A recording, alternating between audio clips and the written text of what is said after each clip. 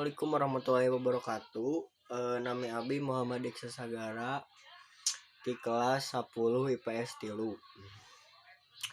Ayeuna Abi bade nyaritakeun carita babad godogna Kian Santang.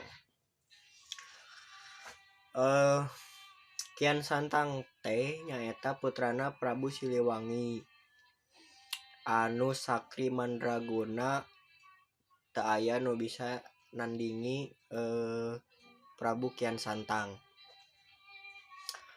Prabu Kian Santang teh hoyong ninggal getihna sorangan. Ngadangu kitu bapana Prabu Siliwangi teh neangan musuh anu bisa ngelehkeun Kian Santang, tapi weleh teu aya.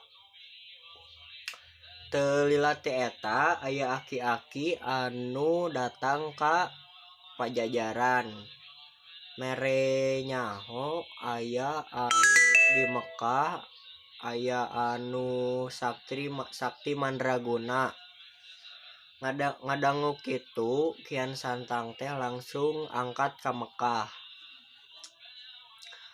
Tos dugi di Mekkah Kian Santang teh mendakan aki-aki nuju ngiuhan di handapeun tangkal korma. Raden Kian Santang nyampurkeun aki-aki eta langsung tumaros. Ki terang nu namina Bagenda Ali saur Kian Santang teh. Saur aki-akina teh, "Hayu Jang tuturkeun we aki," saurna teh. Teu lami teh eta Raden Kian Santang langsung nuturkeun eta aki-aki. Tapi teu sabaraha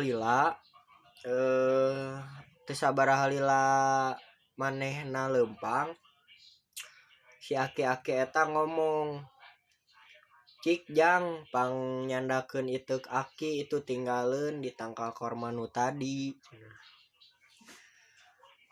Raden Kian Santang teh langsung indit ka tangkal anu tadi, maksudna mah edek nyokot iteuk nu aki-aki. Pas bade nyandak iteuk anu aki-aki eta, Kian Santang heseueun berat teu tiasa ngangkatna.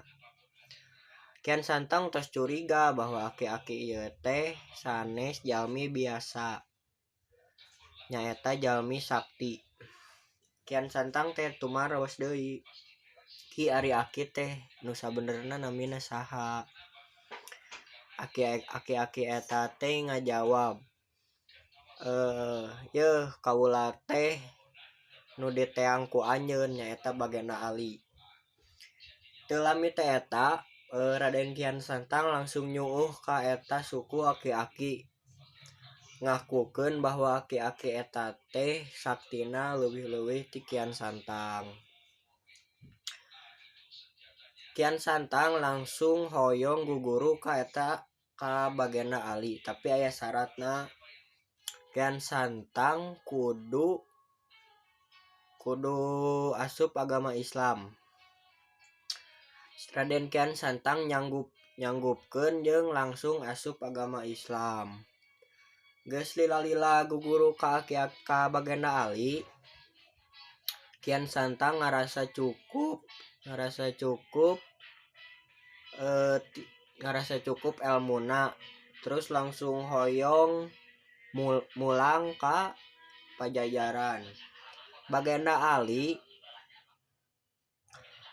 Ali makelan Kian Santang nyaeta kitab suci Al-Qur'an sareng tasbih. Sakitu wae ti Abi, punten pami aya kalepatan. Assalamualaikum warahmatullahi wabarakatuh.